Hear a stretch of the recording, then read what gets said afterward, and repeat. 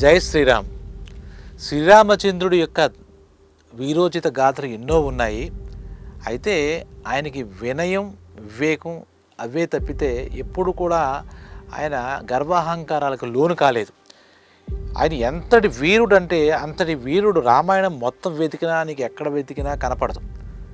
అటువంటి శ్రీరామచంద్రుడికి ఏమిటంటే మొట్టమొదటి గురువు వశిష్ఠ మహర్షి. ఆయన అన్ని శాస్త్రాలు ఆయనే నేర్పాడు. ఆయన మహానుభావుడు. వశిష్ఠ మహర్షి అంటే వాళ్ళ కుల గురువు కూడా. ధనుర్విద్య ఆయనే నేర్పాడు. అంతటి విలుకాడు, అంత పరాక్రమశీలి, అంతటి వీరుడు మరొకడు లేదంటే లేదన్నమాట. కాకపోతే ఆయన ఎక్కడా కూడా తన గొప్పతనాన్ని కానీ తన యొక్క ప్రతిభా పాఠవాలు కానీ వెల్లడి చేయలేదు ఆయన నోటితో. అదే ఆయన గొప్పతనం. మనలాంటి వాళ్ళని గుర్తించి మనం చెప్పుకుంటున్నాం కానీ ఆ వాల్మీకి మహర్షి చూసి రాశాడు. కానీ ఆయన మామూలుగా తనకు తానుగా ఎప్పుడూ వినయంతో వ్యవహరించేవాడు. అందుకే ఆయన అంటే అది కూడా ఒక ధర్మం అన్నమాట. ఆయన అవలంబించిన ధర్మం. ధర్మం అంటే ఏమిటి? ఆచరించదగ్గదే ధర్మం. ఆ ధర్మాన్ని ఆచరించి చూపించి మనందరికీ కూడా ఆదర్శప్రాయుడయ్యాడు మహానుభావుడు శ్రీరామచంద్రుడు.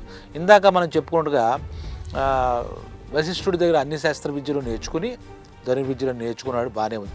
తర్వాత ఈ విశ్వామిత్రుడి దగ్గర ఆయన శిష్యరికం చేసి మహాతపస్సంపన్నుడు, మంత్రద్రష్ట, గాయత్రి మంత్రాన్ని తీసుకొచ్చిన వ్యక్తి విశ్వామిత్రుడు మామూలు మనిషి కాదు. అటువంటి తపస్సంపన్నుడి దగ్గర కూడా శుశ్రూషలు చేసి ఆయన చెప్పినట్టుగా విని బల అతిబల అని చెప్పి 2 అద్భుతమైనటువంటి విద్యలు తెలుసుకున్నాడు. అలాగే కొన్ని మంత్రాల ద్వారా ఉండే అస్త్రాలు ఉంటాయన్నమాట. ఈ విశ్వామిత్రుడు ఈ రాముల వారి యొక్క వినయాన్ని మెచ్చుకుని ఎవ్వరికీ తెలియని ఎన్నో మంత్రార్థకూడిత అస్త్రాలన్నీ ఈ శ్రీరామచంద్రుడికి నేర్పాడనమాట. ఆయన అంత గొప్పవాడు. ఇవన్నీ పక్క పెడితే చాలా గొప్ప మహాముని అగస్త్య మహాముని. ఆయన కూడా ఈయనకి కొన్ని ధనుర్విద్యలు నేర్పడం, అలాగే ఒక దివ్యమైనటువంటి ధనస్సు ఇవ్వడం చేసి ఇతను ప్రత్యేకించి ఒక ఖడ్గం అది కూడా ప్రసాదించాడు ఈయనకి. వీరుడు కాబట్టి వీరుడికి ఏమిస్తారు?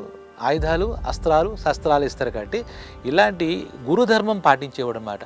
ఏ గురువైనా సరే, ఈయన సాక్షాత్ విష్ణుహంస, విష్ణుమూర్తి అవతారం, దశావతారాలు ఒకటైనప్పటికీ గురువును ఎప్పుడూ కూడా ఎక్కడా కూడా కించపరచలేదు, వాళ్ళ మాట జవదాట్లేదు.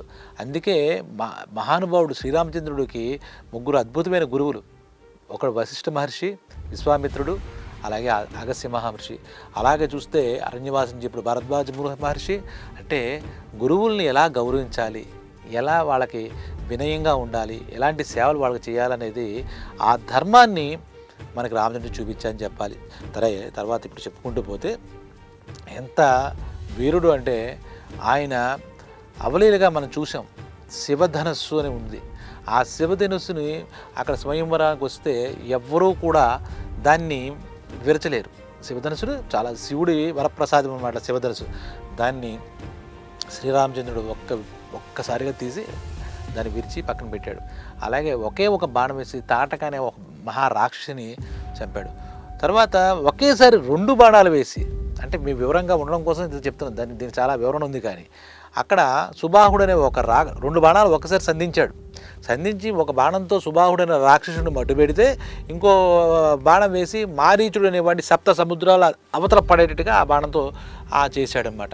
ఇంతకుముందు చెప్పి శివధనస్సును విరకొడి పక్కన పెట్టి ఇన్ని ఇలా చేసినా కూడా ఇంకోటి ఏంటంటే ప్రహరార్థ కాలం అంటారు. ప్రహరార్థ కాలం అంటే సంస్కృతంలో, మన భాషలో చెప్పాలంటే 90 నిమిషాలు.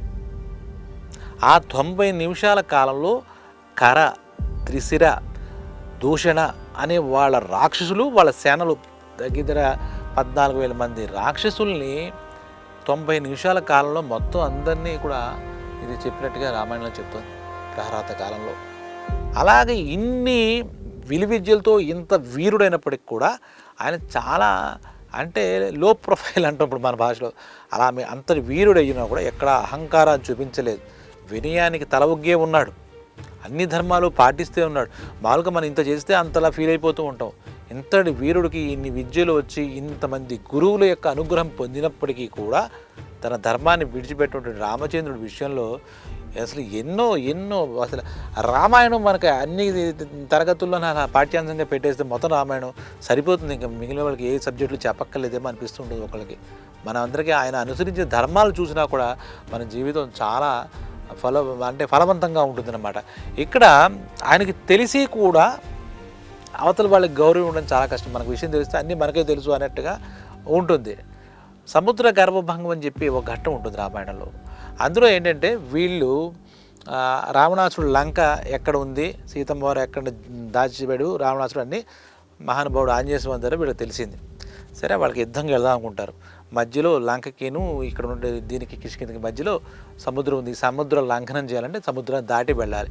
అక్కడ రామసేతు కట్టాలి. అంటే ఎలా వెళ్ళాలి? సముద్రం మీద వీళ్ళు ఏమి నడిచి వెళ్ళలేరు, ఆంజనేయ స్వామిలో ఎగిరి వెళ్ళలేరు. కాబట్టి లంకకి ఇలా రామసేతు కట్టాలి, ఒక బ్రిడ్జి కట్టాలి, ఒక వారధి కట్టాలన్నప్పుడు అక్కడ ఏమి అవుతుంది అంటే ఏం చేయాలి, ఎలా చేయాలి, ఎలా దాటాలి, సముద్రం దాటాలి అనే విషయం వచ్చినప్పుడు ఈయన సర్వజ్ఞుడు. సర్వజ్ఞత ఈయన ఒక లక్షణం, సర్వవ్యాపకత.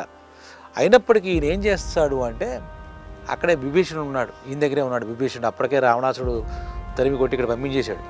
ఆ విభీషణుడు దగ్గరికి వెళ్ళి, మిత్రమా ఇప్పుడు నీకు తెలుసు కదా, నువ్వు లంకలో ఉండేవాడు కదా, మనం ఇక్కడ ఉన్నాం కదా, ఈ సముద్రం దాటాలంటే మన సైన్యం, వానర సైన్యం మనం అంతా వెళ్ళాలంటే ఏం చేయాలంటావు అంటాడు. నీకు తెలిసినా కూడా ఒక మిత్రధర్మంలో భాగంగా ఆయన ఏం చెప్తాడో విందామని చెప్పేసి ఆయన ఇంకా తెలివిగా ఏం చెప్తాడంటే, రామచంద్ర నీకు అన్నీ తెలియవా ఏంటి, అయినప్పటికీ ఒక పని చెయ్యి, ఆ సముద్రుడినే సహాయం అడుగు, సముద్రుడినే అడుగు, మార్గం ఏం చేయమంటారా నాయన అని చెప్పి ఆ సముద్రుడిని అడిగితే ఆయన ఏదో ఒక మాట వినకపోడు అని చెప్పేసి అంటాడు. యాక్చువల్లీ ఈయన ఎంతటి వీరుడు, ఆ సముద్రాలు మొత్తం మన 1,000,000 సముద్రాలు వచ్చినా ఒక బాణం వేసి ఆ 1,000,000 సముద్రాలు నీళ్ళు ఆవిరి చేసేయగలడు. నిజంగా మాట్లాడుకుంటే శ్రీరామచంద్రుడు అంత శక్తిమంతుడు. అయితే అది కాదు పద్ధతి అని చెప్పి ఆ సముద్రం దగ్గరికి వెళ్ళి ఒక సముద్రుడికి ఒకసారి వంగి, అంతటి వీరుడు వంగి నమస్కారం చేయడం ఎందుకు, సముద్రుడు గొప్పవాడిగా తలచి నమస్కారం చేస్తాడు. తర్వాత ఒక దర్భాలతో చేసిన ఆసనం వేసుకుని ఆ సముద్రుడిని ప్రత్యక్షమయ్యేలాగా 3 రోజుల పాటు ప్రార్థన చేస్తాడు. సముద్ర పలుకు. వీడు ఇంకా విర్రబీగిపోతూ ఉంటాడు ఈ సముద్రుడు. వీడికి అహంకారం మామూలు, ఆయన మహానుభావుడు కానీ వీడికి సముద్రుడికి అహంకారం వచ్చి మనం ఎందుకు వెళ్ళాలనుకుంటాడు. అయితే రాముడిలో శ్రీరామచంద్రుడు ఆ టైంలో ఉన్నటువంటి టెన్షన్ ఎలాంటి టెన్షన్ అంటే అక్కడ ఒక్క నెలే టైం ఉంది. దేనికి? రావణాసురుడు సీతమ్మ తల్లికి ఒక ఫైనల్ వార్నింగ్ అంటే అది ఇస్తాడు. ఏమిటి? 1 నెల నీకు టైం ఇస్తున్నాను, నీ మనసు మార్చుకుని నా దాని అవుతే సరే, లేదంటే నా చేతిలో చావడైనా నేను బలాత్కారంగా చేసి పెళ్ళైనా చేసుకుంటాను, అప్పటిదాకా నీకు ఇచ్చే టైం అయిపోయింది కాబట్టి 30 రోజులు మాత్రమే నీకు టైం ఇచ్చానని చెప్పేసి ఆవిడ ఒక టైం బౌండరీ ఒకటి విధిస్తాడు ఆ రావణాసుడు. ఈ విషయం మన హనుమంతుడి ద్వారా కబురు వస్తుంది. సీతమ్మ తల్లి చెప్తాను, చూసావు కదా ఆ రావణాసుడు నాకు ఒక 1 నెల రోజులు ఇచ్చాడు, 1 నెల రోజుల్లో ఈ రామచంద్రుడు వచ్చి నా భర్త వచ్చి నన్ను తీసుకెళ్తే సరే రావణాసుడి మీద గెలిచి, లేదంటే ఆశలు వదిలేసుకోవచ్చని చెప్పింది.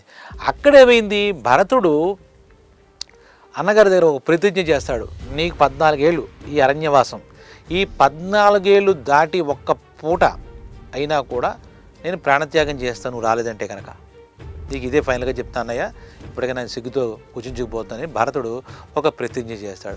దానికి కూడా ఉన్న టైం ఎంత, ఇంకా 1 నెల రోజులు మిగిలింది.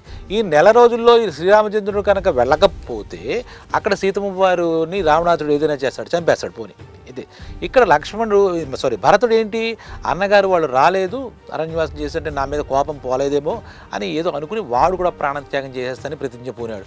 ఈ రెండింటి వల్ల ఇక్కడ రామచంద్రుడికి ఉన్న టైం ఎంత, 30 రోజులే, 1 నెల రోజులు మిగిలింది. అందుకని మర్యాదపూర్వకంగా సముద్రుడిని ప్రార్థిస్తే వాడు పలక్కండా ఈ రకమైనటువంటి దర్పం ప్రదర్శిస్తాడు సముద్రుడు. 3 రోజులు చేసాడు. అంతకీ ఏమి ఫస్టే వాడి రామచంద్రుడు యుద్ధానికి ఏమి వెళ్ళలే. అప్పుడు ఆయనకి ఇలా కాదు, సామదాన భేద దండోపాయాలంటగా మనం సామం అంటే మంచిగా చెప్పాం ఈ సముద్రుడు వెళ్ళేది. ఇంక నెక్స్ట్ ఏంటి, దండోపాయం అని చెప్పి విల్లు ఎక్కువ పెట్టాడు. ఒక బాణం వదులుదామని ఇలా వదిలేసరికి అప్పుడు అమ్మ బాబోయ్ లేనిపోని గొడవ అని చెప్పి ఆ సముద్రం నుంచి సముద్రుడు బయటకు వచ్చాడు. వచ్చిన తర్వాత క్షమించు పొరపాటు అయిపోయింది అది అని చెప్పి కాళ్ళబేరానికి వస్తాడు సముద్రుడు. సరే, ఎక్కువ పెట్టిన బాణం నేను వెనక్కి తీసుకోలేను కాబట్టి ఏం చేయాలో నువ్వే చెప్పు అంటాడు. అప్పుడు సముద్రుడు అంటాడు, ఈ ఉత్తరం దిక్కుగా ఒక పర్వతం ఉంది, అక్కడ కాలకేయులు అనే రాక్షసులు ఉంటారు, వాళ్ళు ఎవరిని బతకనివ్వరు, మునులు కానీ మానవులు కానీ ఎవరిని బతకనివ్వరు, దయచేసి నీ బాణాన్ని అటు ప్రయోగించు అందరికీ ఉపయోగం అవుతుందంటే సరే నువ్వు చెప్పావు కదా అని చెప్పి అటు ప్రయోగిస్తే అక్కడ ఈ బాణం యొక్క పవర్ వల్ల అక్కడ ఉత్తర దిక్కున ఉన్నటువంటి కాలకేయులందరూ కూడా సంహరింపబడతారు, చనిపోతారు. ఆ కాలకేయులు ఉండే పర్వతం చాలా విలువైన పర్వతం. అక్కడ ఔషధాలు అవి చాలా అద్భుతంగా ఉంటాయి, ఖనిజాలు అవన్నీ ఇవి ప్రపంచానికి ఉపయోగపడతాయి ఈ రోజు నుంచి అని చెప్తాడు. అప్పుడు సముద్రుడు పొరపాటు అయింది, నా పైన మీరు ఒక వారధి కట్టండి, వారధి కట్టి మీరు ఆ లంకకి వెళ్ళి మీరు చేయండి అంటే, మరి ఈ సముద్రంలో రాళ్ళు అయినా వేస్తే మునిగిపోతాయి కదా సముద్రంలో అంటే, అలా కాకుండా నేను మీకు చూస్తానని చెప్పేసి ఆయన మాటిస్తాడనమాట. అంటే ఈ సముద్రుడి యొక్క గర్వభంగం ఈ ఘట్టంలో ఇక్కడ మనకు 3 విషయాలు చూసుకోవచ్చు. రాముల వారికి ఏం చేయాలో తెలిసినా కూడా పక్కనే ఉన్నటువంటి విభీషణుడిని ఒక సలహా అడిగాడు మిత్రధర్మంగా, ఏం చేస్తే మంచిదని ఒక ప్రాధాన్యత ఇచ్చి చెప్పాడు. ఆయన చెప్పిన ప్రకారం సముద్రుడి సలహా తీసుకోవడం కోసం సముద్రుడితో కూడా ముందు బెదిరించి మనం ఉపకారం అడిగినప్పుడు ఎలా వెళ్ళాలి, చాలా ప్లీజ్డ్గా అడగాలి.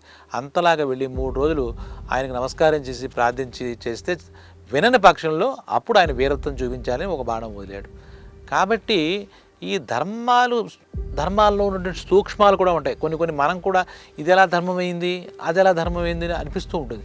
కానీ రాముడి యొక్క గొప్పతనం ఏంటంటే ఎక్కడా కూడా తను చెయ్యకుండా మనకి చెయ్యమని చెప్పలేదు, చేసి చూపించాడు. ప్రతి ధర్మాన్ని కూడా ఆచరించి చూపించాడు. అలాగే ఇలాంటి యుగ పురుషులు లేదంటే ఇటువంటి ఆదర్శ పురుషులు వాళ్ళు ఏంటంటే కావాలని కాకుండా అప్రయత్నంగానే వాళ్ళు చేసే పని లోకానికి హితం కలిగిస్తుందన్నమాట. ఇక్కడ ఇందాక చెప్పిన ఈ ఘటనలో కూడా ఆయన సముద్రుడికి బుద్ధి చెప్పాలని బాణం ఎక్కువ పెట్టాడు. కానీ అది తీరాపోతే సముద్రుడు చెప్పడంతో ఏంటంటే కాలకేయులు ఉన్న రాక్షసులు వాళ్ళు అంతరించి ఆ పర్వతాన్ని లోకానికి ప్రజల కోసం ఇచ్చేటట్టుగా ఆ ఔషధాలు ఖనిజాలు అవి ఉన్నటువంటిది లోకానికి పరమైందనమాట. కాబట్టి ఇక్కడ చూస్తే విభీషణుడు అనేవాడి యొక్క సలహాని ఈయన సర్వజ్ఞుడు అన్నీ తెలిసిన వాడికి ఇలా చేయడం, ఇంత వీరత్వం లోపల ఉన్నా కూడా ఎక్కడా కూడా ప్రగల్భాలు ఎప్పుడూ ఆయన పలకలే, తన గొప్పలు చెప్పుకోలే. వీరత్వం ఆటోమేటిక్గా బయటపడుతుంది. నువ్వు గ్రేట్ అని ఎవరు చెప్పక్కలే, ఆయన చేసే వీరత్వం ఆయన పనుల వల్లే బయటపడతాయి అన్నమాట. అందుకే ఈరోజు కూడా రామచంద్రుడికి ప్రత్యేకించి పబ్లిసిటీలు ఏమక్కలే, ఆయన యొక్క వీరత్వానికి ప్రత్యేకించి ఆయన లేదా వెనకాల ఎవరో వచ్చి మనమే భజనలు చేయక్కలే, డప్పు కొట్టక్కలే. రామచంద్రుడు ఏంటంటే ఆ లోకానికి ఆ త్రేతాయుగం నుండి ఇప్పుడు మనం ఉన్నటువంటి కలియుగం వరకు కూడా ఒక ఆదర్శనీయమైనటువంటి బాట, ఒక ధర్మం అంటే ఏమిటి, ఆ ధర్మాన్ని ఎలా పాటించాలి, ఆ ధర్మాలు ఎన్ని రకాలు ఉంటాయి అన్నీ కూడా అంటే మనకి ఎక్కడ చూసినా ఇంకో ధర్మం ఏదో ఆయన ఆచరించి చూపినట్టుగా మనకు కనపడుతుంది. రామాయణం చూస్తే ఆ పితృవాక్య పరిపాలకుడు అంటాం అంటే తండ్రి మాట జవత ఆటకూడదు, ఏకపత్ని వ్రతం అంటే ఒకే భార్య, ఇలా తీసుకుంటుంటే స్నేహధర్మం, ఎందుకంటే సుగ్రీవుడితో స్నేహం చేసిన తర్వాత సుగ్రీవుడికి ఆ వాలి నుండి రక్షణ, ఇలాగ ప్రతి విషయంలో కూడా ఆయన అన్ని ధర్మాలు ఆచరించి చూపాడు, మనకు ఆదర్శప్రాయుడయ్యాడు. మహావీరుడు, ధనుర్విద్య నిపుణుడు అయినప్పటికీ కూడా అణిగి మణిగి ఉంటూ వివేకంతో విచక్షణతో వినయంతో, అన్నిటికీ మించి వినయం అనే ఆభరణాలు నిత్యం ధరించాడు. ఆ విల్లుంబులు ధరించలేదు నిత్యం తెలియదు, కానీ వినయం ఎప్పుడూ కూడా తల్లిదండ్రుల పట్ల కానీ గురువుల పట్ల కానీ చూపిస్తూనే ఉన్నాడు. అలాగే ప్రజల పట్ల ఆదరాభిమానాలు చూసి ఆయన చేసిందే కదా, ఆయన పరిపాలించిన రోజులే పట్టాభిషేకం చేసిన తర్వాత రామరాజ్యంగా ఇప్పటికీ కూడా అందరికీ ప్రతి ఒక్క రాజు కూడా ఆయన ఒక ఆదర్శప్రాయంగా ప్రజలకే కాదు అందరికీ కూడా ఒక ఆదర్శనీయుడు రామరాజ్యం ఎలా ఉండాలని చూపించిన మహానుభావుడు, మర్యాదా పురుషోత్తముడు మన శ్రీరామచంద్రుడు. స్వస్తి.